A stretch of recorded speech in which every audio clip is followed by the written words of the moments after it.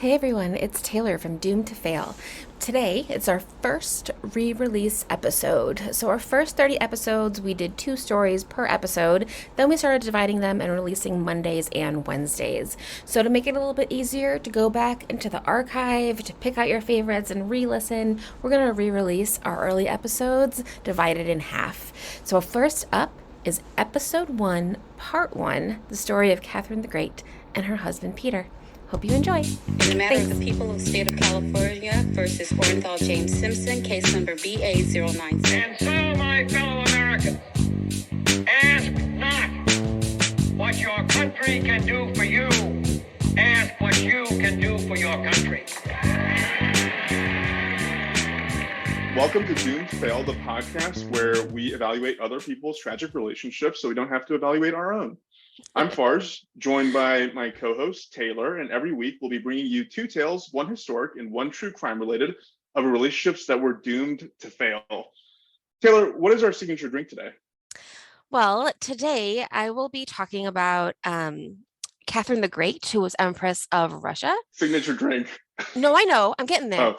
And the signature drink, because we're talking about Russia, is just vodka. Love it. No mixers, no tonic, nothing. Just let's do some shots of vodka. That's our signature drink from the alcoholic side. Perfect. And on my side, the signature drink is going to be water, because we are going to be covering some teetotalers who strayed pretty far from their belief system. So with that said, let's go ahead and kick things off. Taylor, do you want to start us off? Yes, I will. And you know what? Hello, Farz. I'm going to focus on historical relationships that were doomed to fail. Kings and queens and emperors and arranged marriages and a lot of violence in coups and that sort of thing. I might talk about some more modern ones later, but right now we're going to start in the 1700s. And so I mentioned already, I'm talking about Catherine the Great. It's a little bit selfish because I do have a podcast that I've been thinking about doing for like years and have not done about America's first ladies. And what is cool and what I want to talk about there and talk about here is that we're in the Enlightenment. We are in like the late 1700s. This is the same time that like in America, there's Martha Washington, and then also there's Marie Antoinette, and also there's Catherine the Great. So like a lot of really like interesting stuff is happening like with women and with rulers and with like revolutions around this time. Make sense? Do you know where we are? Yep. Okay. So, yeah, in general, I just freaking love it. I think it's really fun that all these people lived at the exact same time. Have you seen Hamilton? I have not, but I've heard the playlists of Hamilton. Got it. So I feel like this reminds me of, when the women are like, how lucky are we to be alive right now? Like, that's how I feel about this time in history. It's just like super exciting. I have some sources. So, how lucky you are to be alive right now. This is Enlightenment. Super exciting things are happening in the world, on the globe. My sources are, I read 2 books on Catherine the Great in 2021 during pandemic reading time. The first one is called Catherine the Great by Robert K. Massie. It was okay. The last quarter of it is just like a list of people that she slept with. And like, there's more to life than that. You gotta know. Yeah. Well, I don't want just like, your biography isn't going to be like a list of people you slept with, I hope. Or I hope that's not the case. I mean, like maybe it'd be interesting for like a little bit, but after a while you'd be like, okay, good for you. Whatever. So that one was okay. But book 2 that I read was better. It was called Great Catherine by Carrolly Erikson. So that's the one that I recommend reading for this. So I read those in 2021, and then I did some Wikipedia and ChatGPT stuff to like jog my memory. And then also, have you seen the show The Great on Hulu? I have not. Oh my gosh. So it says it's a mostly true story because it's not very true. It's like some things are true, different timelines or whatever, but essentially it's Catherine the Great and her husband, Peter III. It's super sexy. Everyone is like really cool. And in real life, they were not. It is not that sexy or that cool. But definitely still watch it because it gives you like the vibe of being in Russia. And that's where they do the tons of shots of vodka and then they just throw their glass on the ground and go, huzzah. Did they have indoor plumbing back then? No. Mm-mm. So how sexy could it have really been? That's such a good question because not that sexy Yeah, because not very. yeah, no, I feel like people didn't shower that much. Well, definitely not shower, but didn't bathe that much. A lot of like heavy makeup and like powdered wigs, and you're totally right. No running water.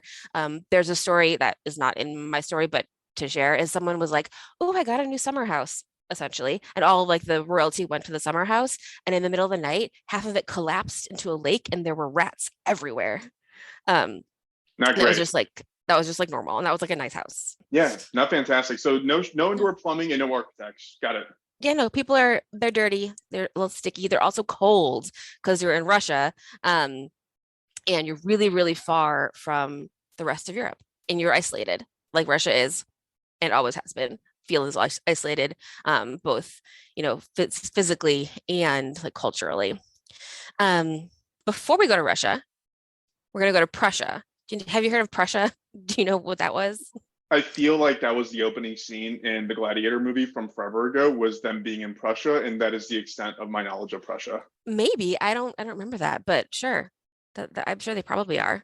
It's like where Germany is and like northern area of Germany, because Germany became a country like very recently, like in the beginning of the 1900s, like it was like a collection of different states and different like places. So we're in Germany. Catherine the Great was born.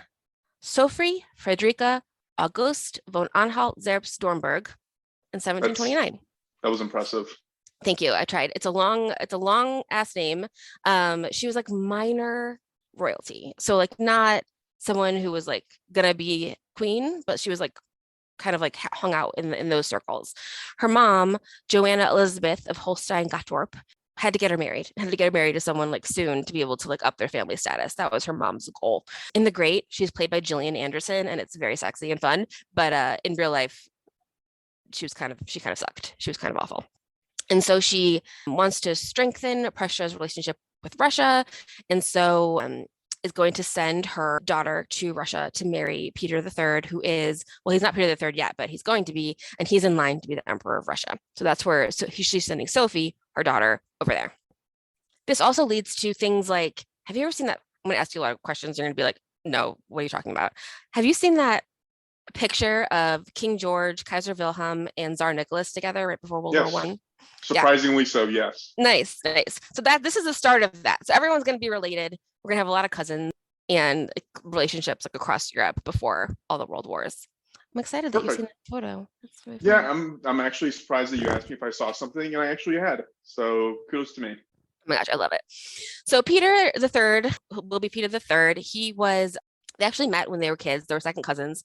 She didn't like him because he was a wet noodle. So I feel like I might be describing people in terms of their noodle wetness. And he's a wet one. Like the last noodle in the pot that's like stuck on the bottom and you can't get it off the pot when you're trying to clean. Hold on. So the two people that are supposed to get together are cousins. Yeah, I mean, yeah. Okay. Just like Queen Elizabeth and what's his face that just died. They're cousins. Learning a lot. Got it. Okay. Yeah, I think that's kind of par for the course in royalty is that there's going to be a lot of cousins getting married. So they're second cousins. So like, whatever. So Joanna says, I want to get my daughter to marry someone who is rich. All these bachelors everywhere. There's like King Louis in France. Like all stuff is happening. I got to get my girl in front of a guy. So she sends him to Russia. So she goes goes with her daughter to Russia, blah, blah, blah. And they stay there for a little bit. The Empress Elizabeth, currently running Russia, likes her, doesn't like her mom, sends her mom home. And then Sophie lives in Russia then forever. She never sees her mom again. She also never sees her dad again. When she left Prussia, her dad was like, promise me you won't convert to Russian Orthodoxy. And she does like immediately when she gets to Russia. Because one of Catherine's big things is like, I am Russian. I'm going to learn the language. I'm going to talk to the people. And that was a big part of her ruling style like later on. So I actually have a fun quote from the 1911 Encyclopedia Britannica describing Peter and his like wet noodleness. So you can kind of get a better idea of what he was like. And I'll show you a picture of him. You'll be like, oh, okay. I mean, not a picture, like a painting, but like they couldn't even make it flattering. But in the encyclopedia, it said, nature had made him mean, Smallpox had made him hideous, and his deranged habits made him loathsome. And Peter had all the sentiments of the worst kind of small German prince of the time. He had the conviction that his princeship entitled him to disregard decency and the feelings of others. He planned brutal practical jokes in which blows had always a share. His most manly taste did not rise above the kind of military interest which had been defined as a corporal's mania, the passion for uniforms, pipe clay buttons, the tricks of parade, and the froth of discipline. He detested the Russians and surrounded himself with Holsteiners. So he wasn't great. He doesn't sound like a picnic to be in a relationship with, at the very least. And when they say corporal's mania, like he would play with toy soldiers until he was very old. And then once he got more power, he would make his serfs and his servants dress like soldiers, but not Russian soldiers, like Prussian soldiers, and then play toy soldiers with real people. So kind of like a Kevin Spacey from House of Cards. Yeah. And then maybe a Kevin Spacey in real life as well. But like, yeah, but like less manly. Oh, I don't know if I agree with that. But carry on. I'll go with your interpretation. Like if that's possible. I think come like shorter at least. Sure. I feel like he's shorter. I don't know how tall he was, but I don't know how tall Kevin Spacey is either, but shorter. Anyway, Peter barely spoke Russian, played with his toy soldiers. Sometimes they were real people. So he actually was not born in Russia either. He was born in like another Prussian Holstein area in Northern Europe, and was brought to Russia because his aunt, Elizabeth, was the Empress and needed an heir. So she was considering him to be an heir. He's actually the grandson of Peter the Great, but very far removed from any of that greatness. So let me pause there. Ask me questions. Yes. I feel like the red flag in this relationship is like who these people are. Mm-hmm. It sounds like Peter is the worst match for anybody. Yeah. And this poor girl was ripped from her homeland and her family to marry a cousin who's also a stranger. It just all sounds bad. Yeah. No, okay. I feel like any arranged thing I feel like is probably red flag. Any like, especially if it's like for royal purposes, like to enhance the relationship between Prussia and Russia. It's not to like because you like each other or because like maybe you like each other or like we might whatever. It's like all about land. It's all about like getting power. It's doesn't matter if it's your cousin. So like it's definitely a little Game of Thronesy because it's just like power and incest and all of that stuff. So I think that obviously is a huge red flag. And then Peter's just like not mature enough to be in a relationship. He's never had to be, and he doesn't understand like what it would take emotionally to be in a relationship with someone. But I didn't know if that was a thing then. Yeah. Doesn't sound good. Yeah, we'll probably get to this later, but do we know if they were in love at any point or they weren't? No. Okay, no. Of course not. Of course. Yeah. Sorry. No, definitely not. Like she gets there, she's 16 when they get married, and she goes there in 1744. She gets married, her mom leaves. She starts to just like really fully be like, I'm going to be Russian. So she learned, like I said, she learns Russian. She becomes friends with the Empress. Empress likes her. She starts to like get involved with the Russian community. She's also reading a lot of stuff because she speaks Russian and French and Latin and German and blah blah blah. So she's like corresponding with Voltaire and like really trying to like bring these Western ideas to Russia because Russia is like way behind everyone else, like economically, infrastructure wise. And part of that is because of the isolation, like it's cold as shit. You have to take a sled to get there. That's how far away it is. It's not like easy to get to. So Catherine's now the Grand Duchess, Ekaterina Alexeyevna, but so no longer Sophie, she's Ekaterina, she's Catherine. And her and Peter get married, and she's, reading and doing all this stuff, but she's not having babies. And the question is like, why isn't she having babies? It's been like a couple of years. Like, what's going on? And the rumor is Peter just didn't know how. Like no one told him how. To what? To make a baby. Oh, the whole process. Yes. Interesting. Okay. The quite simple process of baby making. He just didn't know. So it's not always simple. Like maybe they like slept in the same bed, but they just like it was never consummated. They never had, didn't do that. So eventually he figures it out. Someone tells him, like, it's pretty much like a drunk bros around a thing and then being like, so Peter, your wife is not pregnant. What's going on? And he's like, oh, we're hugging a lot. I don't know, and then someone like tells him how babies are made. And he's like, oh, and then he gets a mistress because he's like, that sounds fun, you know? Yeah, yeah. He sounds like he learned how most of us learn Yeah, from from friends. bros. Well, not bros, more so like in middle school probably, but yeah. Yes, exactly. So he's like mentally there. He's like mentally in middle school. So Catherine's like, okay, fine. Well, then I'll also like take a lover. And so she, they both have relationships, which is super normal in this time also. Like a king or queen will have a favorite, someone who is like their person to like, have sex with and not worry about like, getting pregnant so much. Because ideally, like your wife would just be constantly having babies because half of them are going to die. You got to get a boy, all that kind of thing. Right. Makes sense. Like did you watch House of the Dragon? No, but everybody tells me to, but I'm gonna be a contrarian and wait until it's done and then watch it the way I did with Breaking Bad. Anyway, spoiler alert, like 75 women die in childbirth. So like it's the same idea where like everyone's dirty and if the baby's like not coming out perfectly, you're gonna die. So they just have various lovers. That's totally normal and totally fine. But they're trying to, get to power in Russia, and they have a little bit of a idea to do a coup against Elizabeth, and who is, Peter's aunt. She's a current empress. They're in line to be next, but they're trying to overthrow her. Elizabeth finds out and says, "Listen, you guys got to give me an heir, and I won't have you killed." Essentially, so they do. They do make a baby. His name is Paul. He's a boy. He does become emperor of Russia eventually. He is also a wet noodle, which I think is proof of his parentage, is that he's a wet noodle just like his dad. It is interesting. They named him Paul. It's like Paul's the guy you study with at the library. Like you want something more powerful than like an Ivan or I don't know. Maybe that's just me. I have an Ivan in the story. Perfect. So this timeline is whack. So please, if anyone is a Russian historian, don't come to my house and kill me. But Elizabeth is Empress of Russia when they're there. She became empress by overthrowing Emperor Ivan, who was 2 months old. So Emperor Ivan was just 2 months old. He was like, a baby, and she was like, "Fuck this! I'm even though I'm a woman, I'm still going to do it." So she put him in jail, and he was in jail for 20 years. And then one day there were people who were like trying to help him escape, and they accidentally killed him. Wow, lots of bad luck. Yeah. Yeah, he didn't have the stones at 2 months old to withstand a coup, I take it. Yeah, so Ivan didn't make it, but he was also someone who could have been emperor, but he wasn't. So we have Paul eventually. So now, they're hanging out.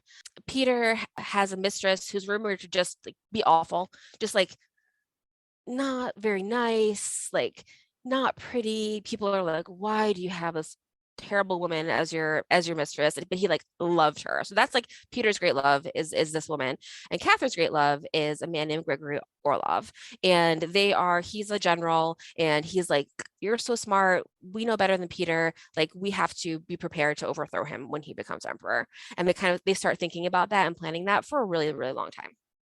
Did nobody they were surrounded by people. This would have been so clear that something was going to be going awry at some point when your wife is hooking up with the guy who controls the military. Yeah. No, he didn't see this coming, I take it. I think he just like doesn't care because he's doing like kid stuff, Yeah, like he's playing with like toy soldiers, and yeah. he's probably just talking to this woman who's his what is right. it? His mistress? mistress. What would she be? Mistress, yeah. Yeah. Oh, totally. So he's just like not really. I don't think he's all there. Like he just wants to play. He also has a lot of plans to like align with Prussia and like side with them in like different wars and things where Russia really wouldn't do that. So, he's just kind of like busy doing his own things. They don't live together. There's like all sorts of things. Like they're pretty separated. And then so Elizabeth, who is Empress, she dies in 1762 and Peter becomes emperor. He is emperor for about 6 months.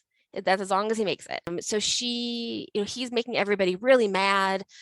But he does pass like 200 new laws. So there's actually a little bit that I was reading where like maybe he's not the worst, and like new like historians are like being like, well, he did some progressive things. He definitely wanted to separate like church and state, and like he wasn't like the worst human ever. Maybe he's like a not soaking wet noodle. But I don't know. I didn't read a lot about that, but he did a bunch of stuff. So 200 new laws in his first 6 months. Catherine's just like, smarter than him, and people can see that. And she's like doing this thing, and people are excited about her. So in July 1762, 6 months after Elizabeth dies, Peter starts to actually get a little nervous. He's like, oh, I can see you're hanging out with people that maybe could not want me to be emperor.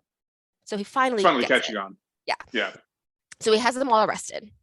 So Catherine said it happens like in the middle of the night, in one day, all of a sudden all her people are arrested. And like she's like, I don't know what, getting letters from horses. I don't know. Like it's like happening really fast. And she's like, so she runs to where the soldiers are and she says, listen, everyone, you need to protect me from my husband. He's going crazy. He arrested my friends. Like he's the bad guy.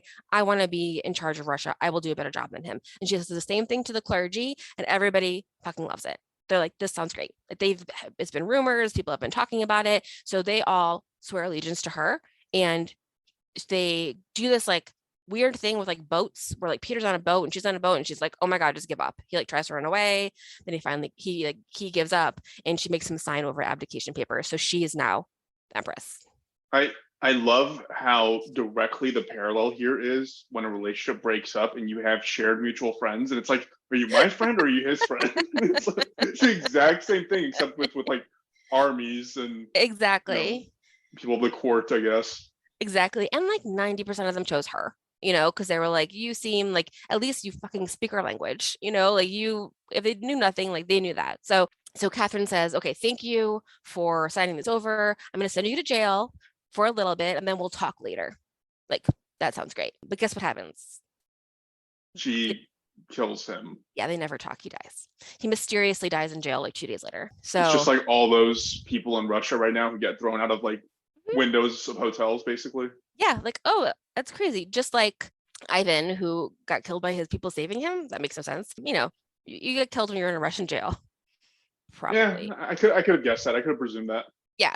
So Peter is now gone. They never had a chance to talk it out. He's just gone. And Catherine is Empress of Russia. And she rules Russia for 3 decades. She does a bunch of like cool modernizing reforms. Some stuff she doesn't do. She does have more kids. She meets, a couple other men who become her favorites when she gets older. When she's like 60, she has this favorite like boyfriend who's like in his 20s, and she just like loves him, and they just have like such a good time together, and he dies and she's so devastated because he was like another person that she really loved. Orlov, he cheats on her a bunch, so she like kicks him out, but ends up still like hooking up with a bunch of people, which again is not the most interesting about her, but it happens. So she has more kids. She expanded the empire into Asia, into Europe. She was had an alliance with England, so she was really just kind of talking to everybody. And one of the cool things that she did first was she visited as much of Russia as possible, which is really, really hard.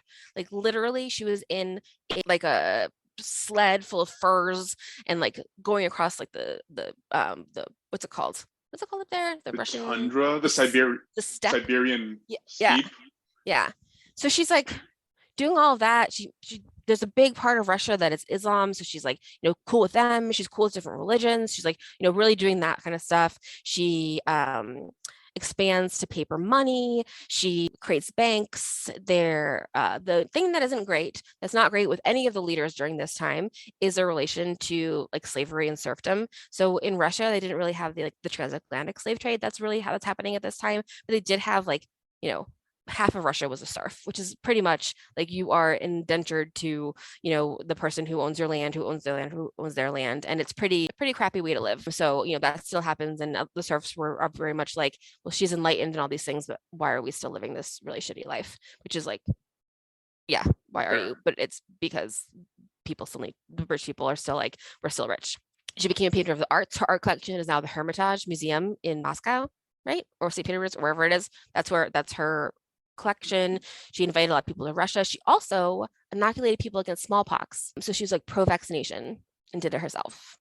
So did they also accuse her of embedding microchips in her or in them when they got vaccinated, or no? The concept was too foreign? Yeah. Well, what's interesting is like they were scared. People were scared, and then when they saw people didn't die from it, they did it themselves. So they like used logic to be like, oh, maybe this does work, and then did it, and then we're okay, rather than being like, I'm going to be mad about this forever and never do anything. So the people in the 1700s Russia who have no running water, Mhm. were essentially more enlightened when it came to vaccines than modern day people. Got it. Yeah. That's Mhm. fantastic. You know, and then one of the last people that she was with, another like great love of her life, was General Potemkin. And did you ever see, this is far, the Battleship Potemkin, which is like one of the first movies ever made? Definitely did not see that. It's Did Michael silent, Bay obviously. make it? No, but I Yeah. mean, honestly, it's like, this is what I remember from I took like a film propaganda class in grad school, and it's like this it's a story of a battle, and the battleship's named Potemkin, and it's like coming up to port, and like I just remember people like falling down the stairs. I don't know why there's stairs because also a battleship, so I don't really understand. I should watch it again, but I just remember people falling down the stairs and rolling. But one of the first movies ever made in Russia, in the world, and that's what I think of when I think of Potemkin. But then, so they were married. They actually like got secretly married. Most people think, and they were like pretty happy towards like the end of her life. He ended up leaving her to go out and like do army things, to go out into battle, and then they ended up leaving her for several of his nieces. Like he dated several of his nieces, which is gross. And then he died, in his 50s, like pretty young, out in the battlefield. So another kind of gross incestual thing that was like happening then. I'm gonna go out on a limb and say those relationships were also doomed to fail. Yes. His sister was like, "Can you stop dating my daughters?" Ugh, Ew, God. so gross. So, whatever. Catherine liked him, and that one didn't work out either. So when she died, she did have a favorite around, but she basically, she was married to Peter. She might have gotten married to Potemkin. She dated Orlov for a long time, dated, like they went to like dinner, but like they did the coup. They were together for a long time. And those are the great loves of her life. And she died on November 16th, 1796. People who didn't like her said that she died having sex with a horse, Okay. which might kill you and is not true. But she had a stroke, like old people do. So after her son Paul, other wet noodle, became emperor, and made a bunch of bad decisions that led to the fall of the Russian Empire. Later, Wow. for World War One. So she was kind of the beginning of all of that. Tried to do a lot for the Enlightenment. I think she was really successful in her life out in Russia, but definitely not meant to have like a fairy tale move to a place, marry the prince, become the queen. That part of the fairy tale was not in the cards for her. So what would you say? I mean, this seems pretty obvious at this point, but what would you say are the clear red flags that were going on here? I mean, I want to say like I think she made the best of that situation, because she could have done like Marie Antoinette also was in a very similar situation, just like married to someone random who sucked. And she did more like hang out in court, and the reasons that people feel the way they do about Marie Antoinette versus Catherine the Great, because she was like, I really want to do these things. I think that she wouldn't have had that opportunity if her husband had been more of a green flag. Yeah. Like if he had been like, hey, I'm awesome, and then she'd been really happy, then she would have had 10 kids with him, and she would have just been his there with him while he did all of his stuff, and she could have been happy doing that. But he sort of gave her the opportunity to do other things because he ignored her, and he was like playing with his friends and like doing stuff that like he didn't see her as a threat, and he should have. Yeah. But he didn't have the capacity to do that. It sounds like it worked out for Catherine, and the fact that she has now gone down as history as Catherine the Great is a huge indicator of that. Yeah, and he came from like a lineage of Peter the Great, and he's just like Peter, Yeah. Wet noodle. Wet I noodle. don't like wet noodles. No. Okay. Really interesting. Cool. So that's the story of Catherine the Great, her wet noodle, Peter the Third, and their relationship that was never going to be super in love, but ended up making her very successful, which was always fun to see. And then Fars, I'm going to hand it over to you for give us something more recent. Give us some true crime relationships that turned bad. I'm nervous. Yeah, let's.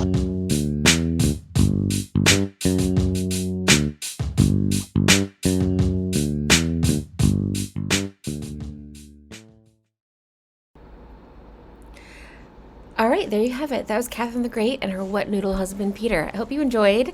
Please follow us on all the social media at Doom to Fail Pod and email us at doomtofailpod@gmail.com if you have any ideas or questions or feedback. We'd love to hear from you. Please find us on Apple Podcasts or wherever you listen to podcasts and rate and review. It really does help. We will re-release episode 1, part 2 next week. And what else did I want to tell you? Oh, we have an email list now on Substack. You can find it all in our link tree. Lots of buzzwords, but please follow along. We'd love to hear from you. Thank you. Bye.